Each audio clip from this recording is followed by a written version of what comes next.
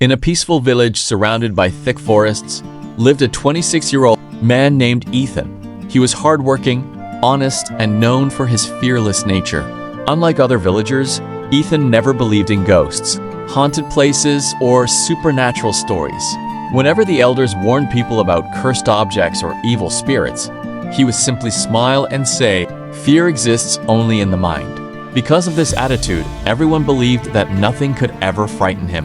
One rainy evening, Ethan was returning home after selling crops in a nearby town. As he walked along the lonely forest road, he noticed an old man wearing a long black cloak standing beneath a dead tree. The old man looked weak and exhausted. Feeling sorry for him, Ethan offered him some food and water. The old man gratefully accepted the kindness. Before leaving, he pulled out an old antique mirror wrapped in faded black cloths. The mirror had a cracked wooden frame, carved with strange symbols that Ethan had never seen before. The old man handed the mirror to Ethan and said in a trembling voice, "Take this as a reward for your kindness. But remember one thing, never look into this mirror after midnight. No matter what happens, never do it." Ethan laughed and replied, "It's just an old mirror.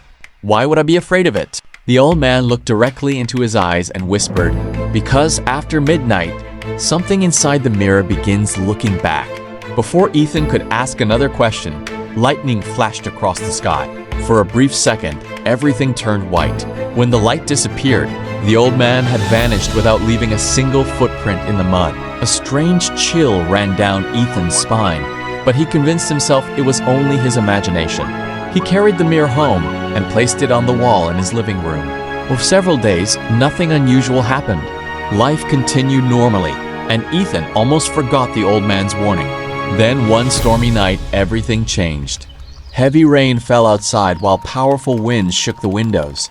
The village lost electricity, leaving Ethan's house completely dark except for the light of a small oil lamp. When the old clock struck 12, Ethan suddenly remembered the mysterious warning. Curious, he stood before the mirror. At first, he saw only his own reflection. Then something impossible happened. His reflection slowly smiled. Ethan wasn't smiling. His heart pounded loudly. He stepped backward, but the reflection didn't move. Instead, it slowly raised one finger and pointed behind him. With trembling hands, Ethan quickly turned around. There was nobody there. When he looked back at the mirror, his reflection had returned to normal. Trying to laugh at himself, Ethan went to bed. Just as he closed his eyes, he heard a soft whisper near his ear, "Come back." He immediately sat up. The bedroom was empty. He grabbed his lamp and searched every corner of the house. No one was there. The next morning, Ethan discovered muddy footprints leading from the living room to his bedroom. They looked as if someone had entered during the night. But strangely, there were no footprints leading out. Every night after that became more terrifying. Exactly at midnight, strange knocking echoed from inside the walls. Doors opened on their own. Cold air filled every room. Sometimes Ethan saw dark figures standing in the corners of his house. Whenever he blinked, they disappeared. Soon he stopped sleeping altogether. His face became pale, and dark circles formed beneath his eyes. The villagers noticed the change and begged him to throw away the mirror. An old woman recognized the strange carvings on its frame. She whispered, "This is no ordinary mirror. It is called the prison mirror. Long ago, an evil spirit trapped innocent souls inside it. Every few years, it chooses another victim." Ethan refused to believe her completely. He decided to prove everyone wrong. He borrowed a video camera from a friend and placed it facing the mirror. "If something really happens," he said confidently, "the camera will record everything." That night, he sat alone with the camera recording. The clock slowly reached midnight.